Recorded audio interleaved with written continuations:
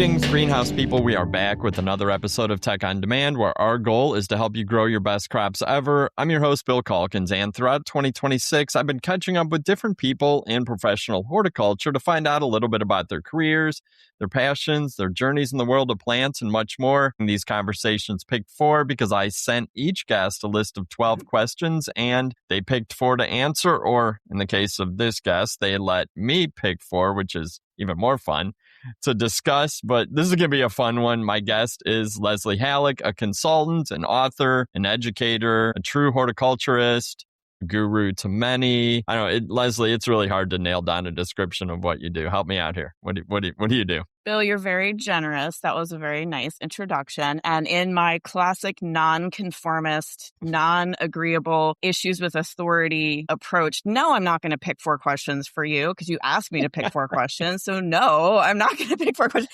You ask me whatever you want. Yes, it's more fun that way, wouldn't you? Wouldn't you say? Yeah, for sure. Yeah. And in your nonconformist way, how do you describe what you do? Like, what's your job description? My job description is I do what I want in the horticulture industry. So I've had a meandering path, and we can talk about all the trolley stops along the way if you'd like to do that, or you can let me know where you want to start. But I suppose I'm an independent entrepreneur.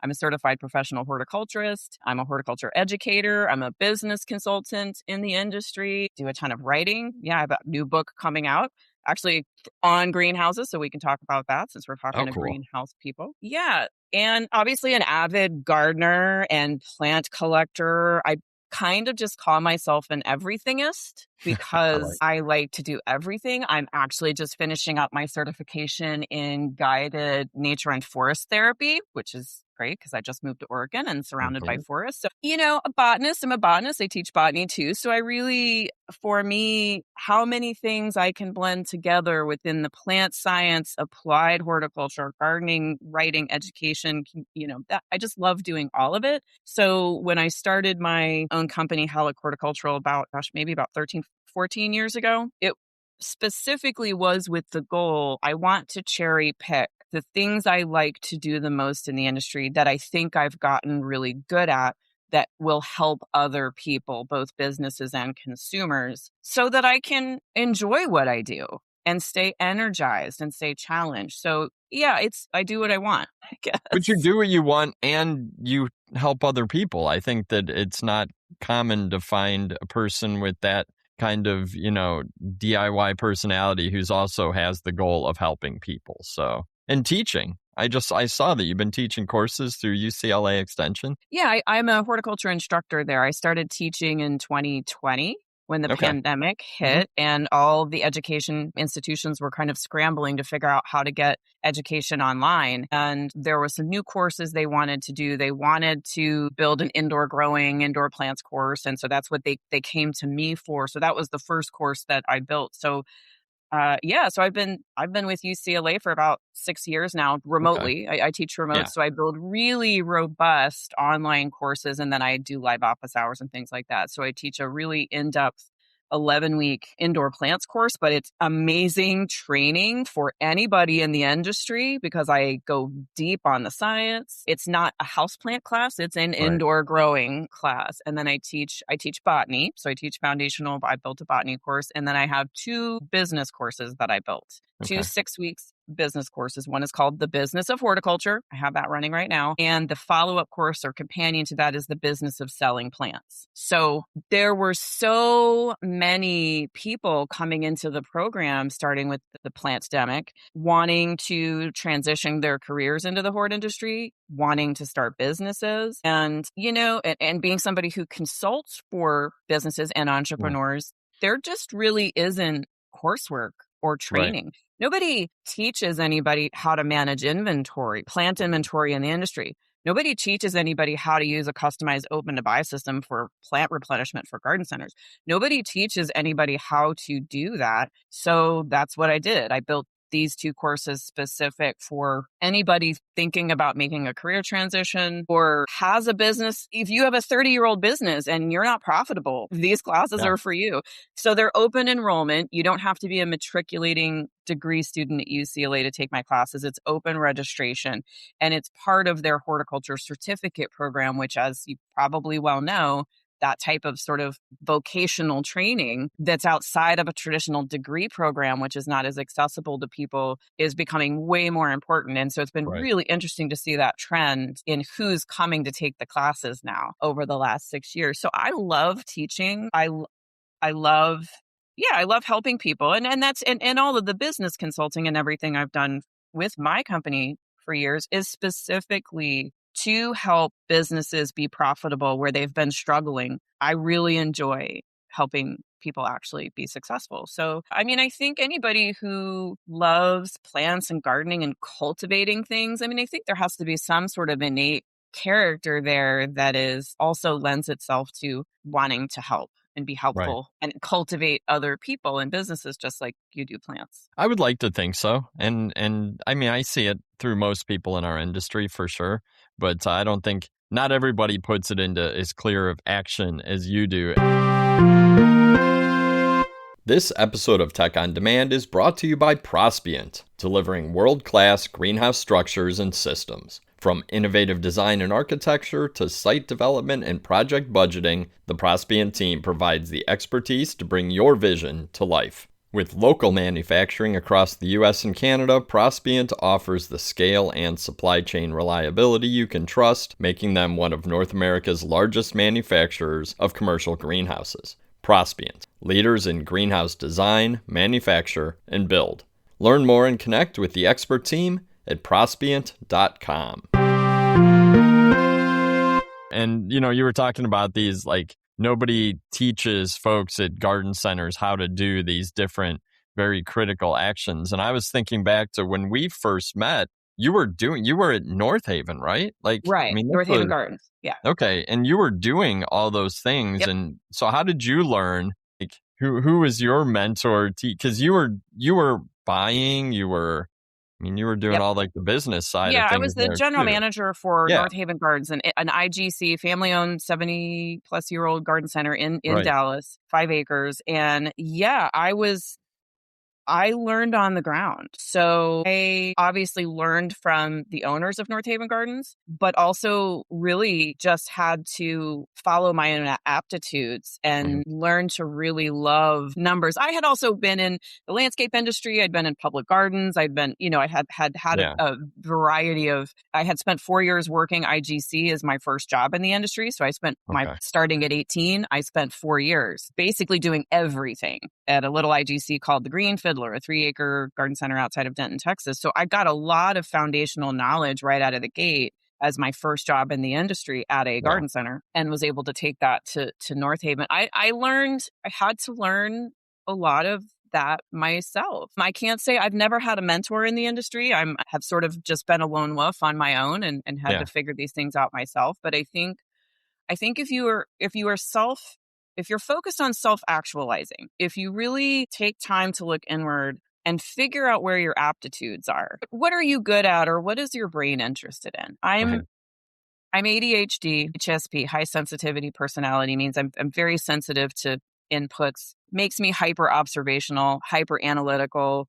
And when you're ADHD, you realize that motivation is specifically tied to interest. This is why the dishes don't get done. This is why the laundry doesn't get done, because my brain is not interested in doing those things. So there's no motivation tied to it. I started to figure out in the garden center and the growing industry what things were interesting to me, and whatever was interesting to me, I go down the rabbit hole and I figure out how to do it. And if you can pay attention to that in yourself, you can get good at a lot of different things if they interest you, right? And I learned to really embrace that it is okay to be profitable in this industry, to not think it's icky to make money just because we're passionate about plants. And I think that's a big place people fall down in this industry is yes, we got into it because we love plants or have a passion for plants, but making money is also not icky. We can do it authentically and transparently and with goodwill and be environmentally sensitive, and we can make good choices, but also be profitable. And what I realized, and I learned how to do that, was that so many other people in the industry were really struggling with that. Mm-hmm. And I thought to myself, I could help a lot more people if I go out on my own and help other businesses do this. So it's, I just genuinely enjoy helping people be successful. Yeah. And I think that following your interests and understanding where your interests lie, I mean, that has to be how you maneuvered this path over the last, 20 plus years, because your path has been interesting. I was trying to piece it together through LinkedIn and through what I know about you. And, you had garden center, then college, then master's at Michigan State, like premier hort school, Dallas Arboretum, right? You were like plant collect, but you started one of the people who started their trials, which are I started the Dallas plant trials from scratch. Which are legendary. It was non-existent. Now, yeah. Right. So following that interest and building that, and then, like you said, the North Haven, and then, being an author, I don't know, there's no way you could have mapped this out 20 plus years ago, right? It has to have happened through finding interests, pursuing interests, building mastery, moving on to the next thing. Yes. Yeah. Yes. I have so many hobbies, right? As so many ADHD people do. I do so many different things. But the thing you have to learn is that, so my real hobby is learning new things. That's what you figure out. And so it's okay to figure something out and then move on to something else. I think people feel like, okay, so I have a master's degree in floriculture, greenhouse production for Michigan State, which at the time, yes, absolutely premier program. Worked with Royal Heinz, worked with Art Cameron, Will Carlson. That was, I got a supreme education. Yeah. I'm really thankful for that program, really thankful for Michigan State. I got a supreme education there, a great foundation for my career. So, but I also have not spent, and you were generous, 20 something years, but it's been probably about 35 at this point. So I'm just going to pretend that's because you think I look younger than I actually am. We've established that we're about the same age, and I'm older than you. Youthful and young. Can't be more than 20. Can't be more than 20 years. But yeah, I haven't spent 35 years as a greenhouse grower, right? So, which, okay, a lot of people, I think, feel that, well, I've got these degrees, I have a botany undergrad, with this actually funny story. I was an art major for 2 years in college. I was going to be an artist my whole life. That's really what I actually am. That doesn't surprise me. As an artist, when I was 4 in kindergarten, the kindergarten teacher told my mom I still have my first original watercolors that are framed, that I had, that's what she needed to push me, that I had artistic talent. So of course my parents were like, oh my God, no art degree. Don't do that. Right. So what I did, I spent 2 years in a fine arts bachelor program at a really excellent art school. And then they kind of, influences sort of pushed me to, maybe pursue a different degree. So I was like, well, I'll show you, I'm going to get a botany degree. They're like, they wanted me to go into medicine or finance or whatever. And so when I told them I was going to change my major, they were so happy. And then I was like, botany. It's so good. That is so good. Yeah. So the second I changed my major, I actually went to that garden center, the Green Fiddler. And I walked in, and it just so happened, the luck of the universe was that this was a woman-owned nursery. Her name was Carol Watson. This was a business her husband had bought for her. She had no experience in the industry, but this is what she wanted to do. She was a Spitfire. And it was like the meetings of Spitfires. I walked in and just said, hey, I'm a botany major at UNT. I want to work here. And she's like, awesome. You see that hose over there? Why don't you go pick it up and start watering? Okay. Walked over and spent 3 hours watering, and then said, hey, could I go home and change clothes? Because I'm not really dressed for this. She's like, just come back tomorrow and you can have a, regular job. And so I spent 4 years doing that alongside my botany degree because I just went and asked for it. It was crazy. And she was like, I got so much education from her, and I was allowed to do so many things at a young age. I had financial responsibility there. I was buying. I was left there to run the place. It was crazy. So, you pursue things that interest you, and then you figure out how you dig down. So I did that. And then I wasn't sure what I wanted to do exactly after I graduated. So I spent a year running my own little landscaping business, Leslie's Landscaping. Nice. And then I went and did a 5-month stint with the University of Puerto Rico down in the rainforest, the El Yunque rainforest, doing post-hurricane impact research on the rainforest. It had been defoliated by Hurricane Hugo in '88. So I actually have a research paper published in the Journal of Tropical Ecology from that work. So yeah, I mean, it's science and art and applied horticulture. I feel like I have to combine them all, or else it doesn't work for me. Right. And that's why I decided, okay, well, I'm going to go back and get my master's degree now. I had further aspirations, and that's when I decided to go back to school and ended up at Michigan State, which was my choice, that's the program I wanted to be in, and kind of pushed my way in. They didn't really want me, I don't think, initially, but I sort of strong-armed my way in and did that, and then landed the job at the Dallas Arboretum. As curator of plants was initially, and then director of plant research. And that's where I built the Dallas Arboretum Plant Trials Program. So that was just from scratch. I mean, literally physically built those beds, built the data system, started field day, did all that. I loved that program. That was my baby there. Yeah. And then decided to move on from that and spent a couple years in landscape design and sales and writing, a lot of writing full time. And then that's when I got hit up for North Haven Gardens. So kind of meandered, ecology, plant research, landscape, retail. I kind of run the gamut and then figured all those things out, figured out how to do it, figured out how to make it work and be successful. It's like, okay, now I'm ready to do the next thing, and so after 20 something years of that, that's when I decided I was ready for more new challenges. And I had made a promise to myself by the time I was 40, I would have my own business. Okay. And it was 2 weeks from my 40th birthday at North Haven. And I said to myself, oh, wait, I made this promise. So I wrote on a Sunday a letter of resignation. I just wrote it. And I said, I don't know if I'm going to hand this in. I'm just going to take it with me to work in the morning and see how I feel. And I had no plan. And by 9 a.m., I was like, yeah, I got to go. I have to do this. After I turned that in, I had my inspiration about what I wanted to do, which was a B2B business. Not, you think, okay, I'm going to go do horticultural consulting, because that's what you do. It's hard. That's hard to do. And I realized I'm so good at all of these business things in the industry. Why don't I go help other businesses outsource myself? And this was 2012.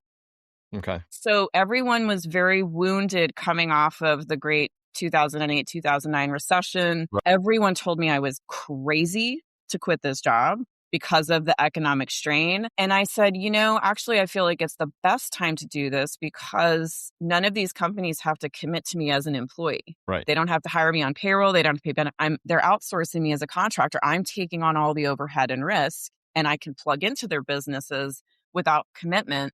And I think that's actually, and that I had 3 retainer clients on the books. I gave North Haven 30 days notice, and I had 3 retainer clients on the books before I left. I never had a day off between those 2 jobs. So I just kind of hit the ground running with B2B, business development, marketing, communications. Yeah. Well, it was also a pivotal time, I think, in the world of garden centers and horticulture businesses, because we were seeing the big shift in customer demographics. I mean, it was early. It was ahead of where we're at now, but it was at a time when I was writing in the industry at that time, articles for garden centers and telling, we've got to be ready for this big shift that's coming. Your business has to change. You're not selling to baby boomers anymore. Yes, you are, but that's not what's going to build your business for because there's a lot of generational transitions happening in those businesses. There's, dad, mom retiring, kids taking over. There was so much happening in that 2012 to 2020 time frame. Right. So, no, I don't know. You are extremely talented and impressive. And I think that having a vision is one thing, having the guts to do it is a whole nother thing. And I just think it's really cool. Well, that's very generous of you. No, I but appreciate those. I will take those compliments. I'm going to take them. I'm going to take those compliments. You deserve yeah. And I think, I think if you like being creative, you kind of need continual new challenges. Yeah. And like taking on the books, right? Writing books is not a lucrative endeavor. Let's just be No. real about that. But Writing it goes plant to gardening your books. artistic Correct. foundation of you. Yeah, they are creative. Right? And I've done all the photography for all of my books, except for my new book that's coming out. I told them I didn't have time. So they were lovely and did the photography, most of the photography for that book. But, writing books is not, occasionally you'll have a hit in the gardening and plant book world, and, somebody will make a good amount of money off it, but it's more of a labor of love and just for the creative pursuit. And can I do this? Can I actually do this, and how I do that? And so that's what happened. Timber Press hit me up, initially. And so I've done a couple of books with them and a couple of books with Cool Springs Krause. Yeah. So I think that just feeds more of the creative artistic side, and it keeps you plugged in and engaged. It keeps you doing something creative, which I think is important. So I think kind of having those additional projects in addition to whatever it is that you're doing for work is highly beneficial. Yeah. Absolutely. Absolutely. And you were a magazine columnist for years. I mean, that keeps you dialed in. That was going on in the industry. I did GIE Media for almost 10 years. I think I did like 3 columns a month for them across 3 publications. That's a haul, man. I will tell you. I get it. That's all. Sometimes I had to take a break. I actually stepped away from my columns a couple of years ago. Not for anything with GIE Media, nothing. I needed a break. So I did, I turned 50 and I took a sabbatical. I actually let go of all my clients, rehomed my staff, made sure everybody was good. Yeah. And kind of stepped back and just took a full on break. And I told them, I was like, I have to take a break. So yeah, I have stepped back from a number of things over the last few years. Yeah. That allows you to step into other things, which is absolutely exciting, I think. Making space. Definitely. All right, we are 20 minutes in and we have not gotten to the 4 questions. You just hit me. I was going to say, it's all good. All right, question number 1. And this is interesting because we have not touched on this, but I'm guessing there's a good answer to this because just knowing who you are. Do you have a morning or evening routine you'd like to share with the listeners, and why do you do this? Oh, gosh, that has evolved. First, let me say I am very much a morning person. I'm an early... awake 5:30. I'm awake. There's nothing I can do about it. There is no such thing as sleeping in. So for many, many years, hitting it hard, I would be up early. I would usually exercise in the morning. My brain likes to hit numbers, analytical things, the heavier work in the mornings. Okay. And so that would be what I would do first. And then I would usually try to save my meetings, creative time, chit chat for the afternoon. So I kind of went with my brain flow. What did my brain want to do? That has changed a lot since I took my sabbatical.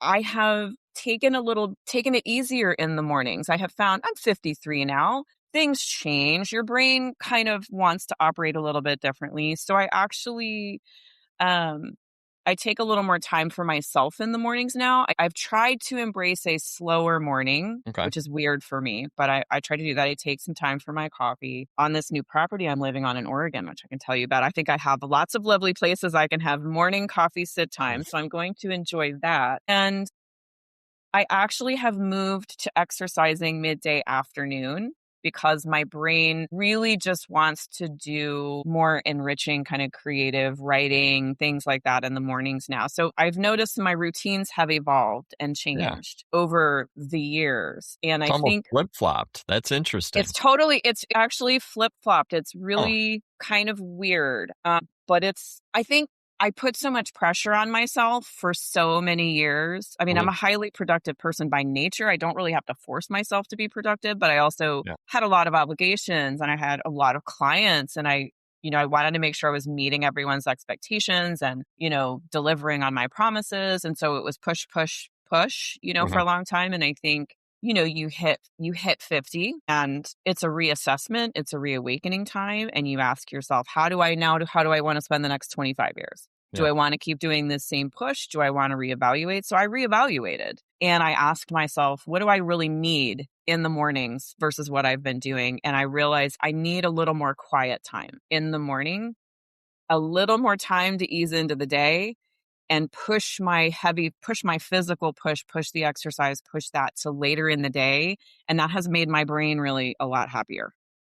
And I wonder if you were, and I fall into these same tendencies. Yeah. So my question to you is more of an introspection, but like, I wonder if you were forcing it and then got into the habit of it and then talked yourself into that being the way you were wired. Probably, but I think that's what we all do to a degree. Yeah. I think that's what we all do because there's expectations on us and we have to meet them. Or if you have kids, I mean, if you've got kids, I don't have children. If you have kids, you are operating around their routines, the other day, I have the freedom to not do that. And so I'm able to maybe shift my routines in a way that folks with kids aren't yet able to, but it's something they should be thinking about because I think to take care of kids, you need to take care of yourself. So don't forget to take care of yourself, for sure. So I think my creative brain probably wanted to do a little bit of more of that in the mornings, but I just my workload and what I had to get done. There's sharper. A necessity at that point that you had to knock those things out early. Yeah, exactly. I'm sharper. My brain is sharper in the mornings. And so it's yes, let's do the hard stuff, the analytical stuff, the numbers, the sales reports, the open to buy, let's do all that in the morning. But now, I've kind of shifted some of that. So I do a little bit more. I do a little more creative stuff in the mornings now, whether that's drawing or writing. And then I push kind of after the harder stuff to after 10 a.m. I think I told you, I said, you can book me at 10 a.m. or after Pacific time. No, that's good. And having the ability to shift and evolve that routine, I think is important. So it's part of listening to yourself and what you need. And I think as Americans in a capitalistic society that pushes productivity 24/7, we don't give ourselves enough consideration into what our natural flows are and when our brains want to do certain things. And it also feels like you're breaking the rules a little bit. No, you're supposed to exercise in the morning. What are you doing, you lazy bum? No, I do it in the afternoon, but it's so interesting now. I'm getting some affirmation on that from some people women out in the medical field. No, your brain wants to do this in the morning, do that in the morning, put the exercise to later when your brain wants to rest. Go do the physical stuff. I like that. So I've my morning routine has evolved, and now that I've just moved, I suspect it might evolve again because I'm going to have lots of nature to go out and explore in the morning. So that might be part of the new morning routine. That'll be a good routine. Yeah. We'll have to circle back and see how that's going. Sure. All right. Question number 2, again, perfect for someone who's been involved in just about every aspect of the green industry. And I'm slightly nervous to ask this question. Oh, no. What is something about professional horticulture that annoys you, and how would you change it? Okay. I'll probably just admit outright that I probably live in a general state of annoyance pretty much 24/7. So it's kind of what doesn't annoy me? I don't know. Let's see how to best funnel the answer to this question. Some of this is self-criticism of myself and how I operate, but I am as a hyper-vigilant, hyper-independent person who's a circular thinker, I tend to think through all the possible permeations of what could happen in a situation. And I feel like there's not enough of that in this industry. I feel like there's too much slow, linear thinking without enough projecting out kind of what you were talking about earlier. Hey, this industry's changing. You got to evolve. You got to move. And there has been a lot of resistance to that. So I think thinking ahead is something I think a lot of people don't do. And I will admit that does frustrate me about the industry because I feel like I'm always thinking way far ahead and it can be tough to sort of pull people along. So I feel that our industry tends to stick its heels in the mud a little bit for a little too long. There's resistance to make change as quickly as I like to make change or feel like change needs to be made. I know that's a bit of a meandering answer. I don't know if that makes clear enough. It does, enough. because we are reactive. To me, that's a reactive mentality. And when you were talking, I was thinking all of the years where I've seen at events, heard a state of the industry, and it's usually Charlie Hall, and he's usually talking about what, looking back on the previous year and saying, oh, we didn't pivot quick enough, and then looking forward to the next few years and giving advice. And then he does the same thing in the next year and the same thing. And eventually, like, all of it comes true. And the reaction is like, oh, crap, I better change now. And you're like, well, but if you had listened for 5 years, you'd be ready. Yeah. And I'm not going to lie. I will say that that's probably one of my biggest frustrations just with clients. There's a lot of fear. There's a lot of the decision making in the green industry is rooted in fear. Understandably so. I'm not that's not dismissive. There's valid reasons to have certain fears and concerns. And I have a high tolerance for risk, and everybody doesn't have the same risk tolerance, but you need to know what your risk tolerance is, and then you need to move accordingly. So I think,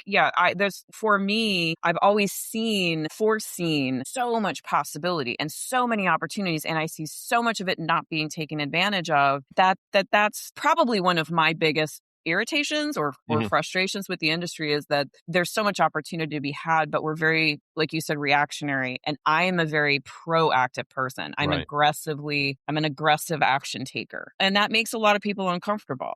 I'm aware of that. But it's kind of like, let me do that. And if you can follow along enough to meet in the middle, then we'll get you where you need to go. But let me push hard forward. Live in some of your discomfort with that. It's be in it, but then get to take advantage of the benefits of making that shift. And so I think that's sometimes it feels a little lonely, I guess. Right. Yeah. And do you think part of it is that we sell a perishable product? And if you talk to a lot of people, I mean, we're recording this, on April 23rd. Like, there's plenty of people that are like, it all depends on the weather in the next 4 weeks, like, period. No. And you're like, well, but does it? Like, it shouldn't. No. So I'm very much a data person, and I'm very much, you have to control the conversation person. And yes, weather is a component. Look, having been in retail for so long, you're obsessed with the weather and you're watching that. But I'm also somebody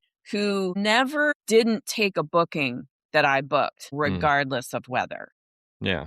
I never told a grower, I can't take this because of weather, or hold it 2 weeks for me. Nope, that's not their job.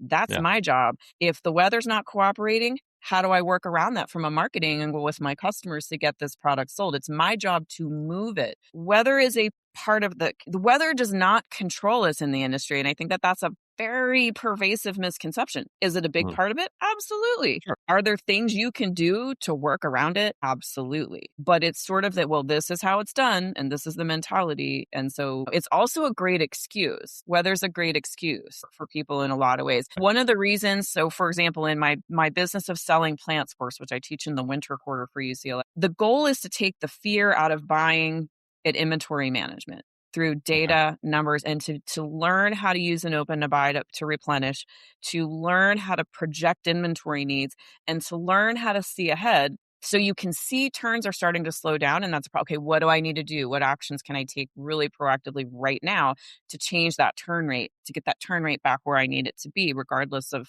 weather or whatever else. But that's the stuff that I think, a lot of folks just don't have a good handle on. They're still buying and replenishing and programming off of gut and feeling and what they did last year, and so there's a lot of but I see that as opportunity for profit. Yeah, to me, exactly. If you're not doing it, well, great. Then you only have to go from here. Right. So I think resistance to change and a reactiveness, those would be my biggest. Those are my biggest irritations, I would say. Okay, totally fair. I see them. Oh. All right. Third question: what are 3 tools you couldn't live without or couldn't do your job without? Oh my gosh. You have a lot of different jobs. So this could be hand tools. This could be technology. This could be your coffee cup. The coffee cup that's number one, non-negotiable. I was going to say caffeine. I am an addict, like straight up. There is no giving it up. It is the fuel of life. Yep. Amen. Never giving up. So caffeine, absolutely number one. I am a hybrid in all ways. I am both a Luddite in that throw me out in the jungle in the Amazon and I am as happy as I'll ever be. I can at the same time being a Gen Xer who rode that fence of having a completely feral childhood in the mud I didn't use a computer in my undergraduate degree. I always tell people, like, I didn't have an email address when I started college. I didn't either. I didn't have any of that. Oh, No. and then as soon as I started grad school, that completely shifted, and then Right. everything. And I'm really good at technology. I started building websites. I started doing a lot of tech. So I'm very much a hybrid. So I do love all of my tech tools. I mean, I use the Adobe suite like crazy. I pay for the Adobe suite. And if you are a business, I mean, you probably should too, because there's so many tools you can do in there. I take my iPad. I have a full size iPad that goes everywhere with me. I can do everything on it, which is awesome. So that's a tool that I have to have. Obviously, my smartphone is basically my camera. Sure. I can't do anything without a camera.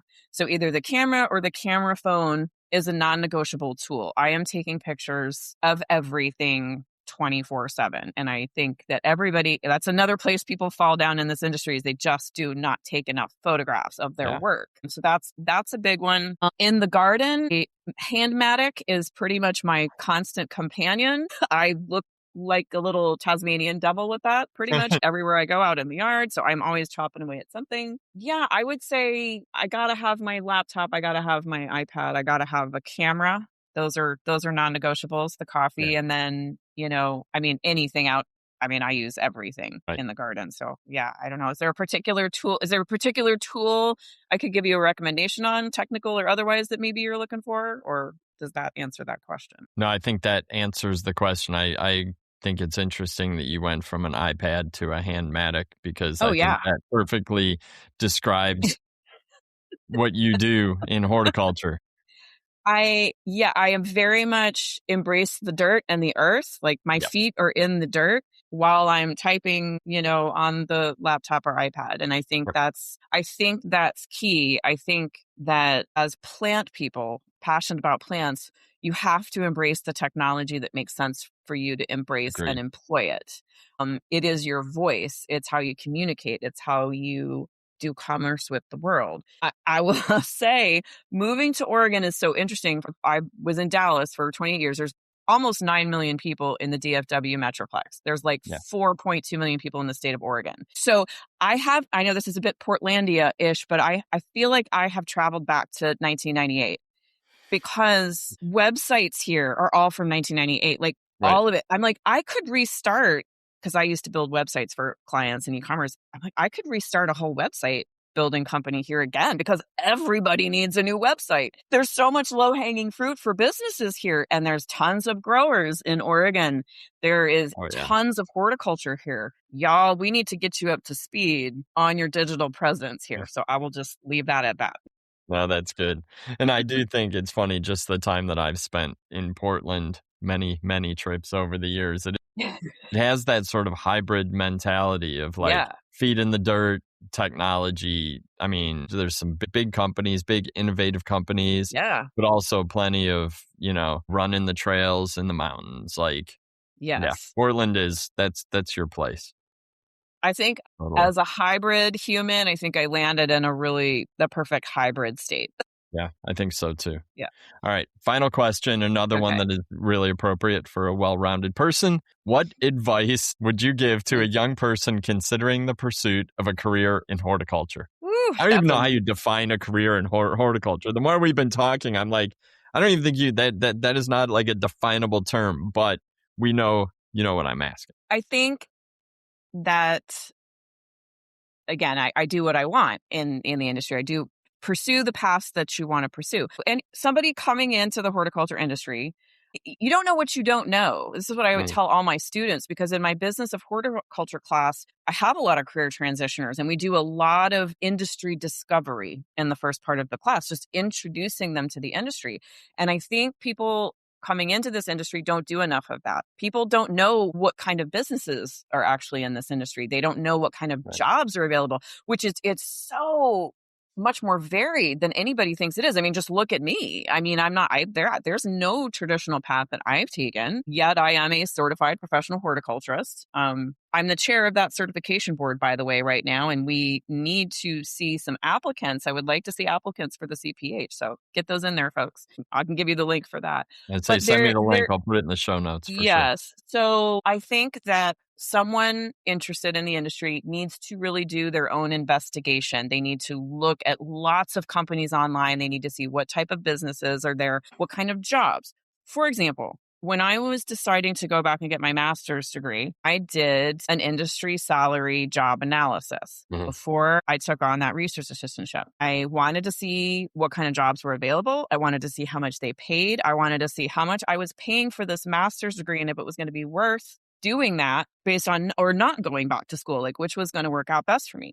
People need to be educated about what type of jobs are out there, what the pay is. They need to understand what educational requirements are necessary for certain jobs. A lot of people just simply don't understand we're in a science-based industry and you do need education. You do need some credentials. You can't just become a horticulturist because you call yourself that. It doesn't work that way. And so I think that people need to be a lot more educated about exactly what they need to do and where they need to spend their money to buy that career, because that's essentially what you're doing. You're spending mental and emotional capital and you're spending monetary capital to create whatever you want. But I would also say don't limit yourself to one path, because that can lead to a lot of discontent and lack of success. So just because you get a degree in one thing in the industry doesn't mean you can't pivot to something else.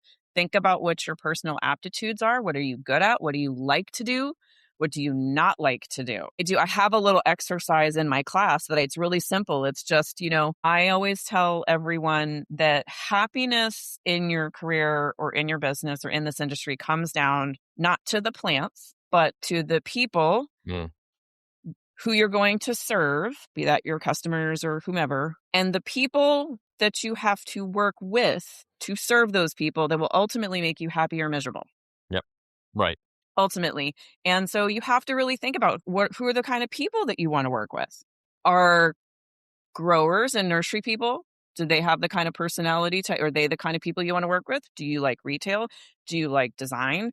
Do you want to be in a lab and do you want to do research? What do you like to do and who do you like to do it with? Ultimately, what kind of people do you want to be around? So I think anybody coming in, it's not as simple anymore as I'm going to go get a horticulture degree or I'm going to go get this degree and then I'm going to get right, and then I'm going to get be a this horticulture job. person. Right. Yeah, it doesn't work that way. You need to be a lot more holistically analytical about exactly what kind of opportunities there are out there. What does it pay? And then what do I need to do from an education or credential standpoint to get there? And then are there other things that I want to try along the way? I appreciate that sort of realistic look at it, because it is easy to say, oh, well, it's, if you like plants, get into horticulture and it'll be great. And I think you're absolutely right. It's the people you work with. It's the avenue that you pursue, because sure, anybody can have a career in horticulture, but are they going to be happy?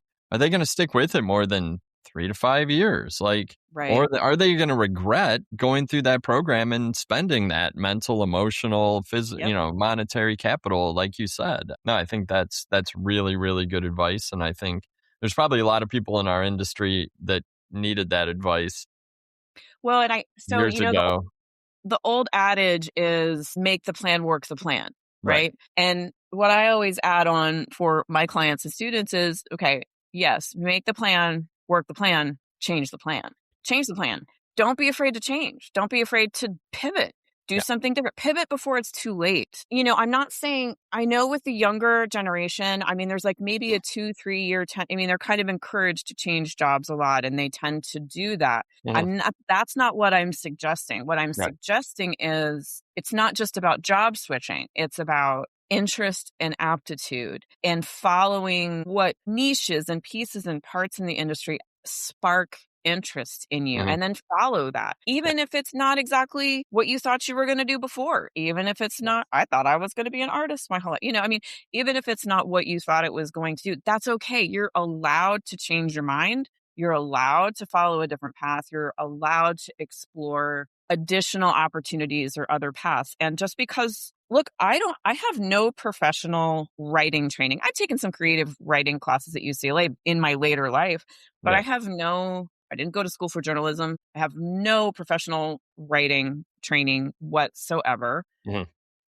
That's just something I taught myself to do. I learned how to write my voice, which is essentially what you have to do, is just learn how to write how you think and how you talk. So, if I had listened to somebody who told me I couldn't do that because I didn't have that training, so I think you also have to have a little bit of, again, I'm hyper independent. You have to have You have to let go of fear, and you have to be really careful not to listen to the stories that other people tell about you, which are usually not true, and do your own thing. My ultimate advice is do your own thing. Yeah. That's like the perfect way to end this discussion. I think that sums a lot of it up, although there is a lot of nuance to it. And it's, you can say, oh, it just, happened to do these things. But I know you're a thoughtful person, and good. You can get lucky, but you have to be in the right place to receive that luck. There's no luck involved in anything that I've done. It's all intention. Love it. Good. There's intention. I mean, sure, there's lots of things that maybe I didn't get to do that, didn't happen, but you're never going to hit a goal that you don't set for yourself ultimately. So write it down, set the goal, and make it happen if you can. Stick with it right on at your 40th birthday when you resign to go and do that thing you promised that you would do. I made the commitment. I said I was going to do it, so I did it, Yeah, that's admirable. I love it. But I wish we could talk all day, but I know that we both have full plates. You probably have boxes to unpack or acres to explore. I mean, that sounds like fun, moving into a new big piece of property and all the different things you're going to find. Like, have you found anything crazy yet that you weren't expecting? Yes. And actually some deer showed up at the kitchen window last night. That was interesting. Nice. Yeah. I have 6 acres partially forested. I've got farm and forestry zoning. I haven't even done a full audit of this property yet. I've only been here a couple of days. Yeah. It's going to be fun. I was saying this morning, one of my projects is I need to go out and basically map out the whole property. I need a tree survey. I got to do a tree survey. I got to figure out everything I have. But yes, I keep finding all sorts of interesting things. So there will be a lot of horticultural goings on that I'll be getting up to on this property that I'll fill the world in on here soon. Oh, I love it. That is so much fun. Well, thank you again so much for your time. Thanks for all that you do. This has been great. Thanks. Call me anytime. I will. Well, I think that ties a bow on this episode of Tech on Demand, but I cannot close without reminding you to subscribe, share the podcast with your peers. There are like 250 more episodes in the archive covering all sorts of topics, something for everyone in professional horticulture, garden center retail, landscape, CEA production, and more. Take care out there.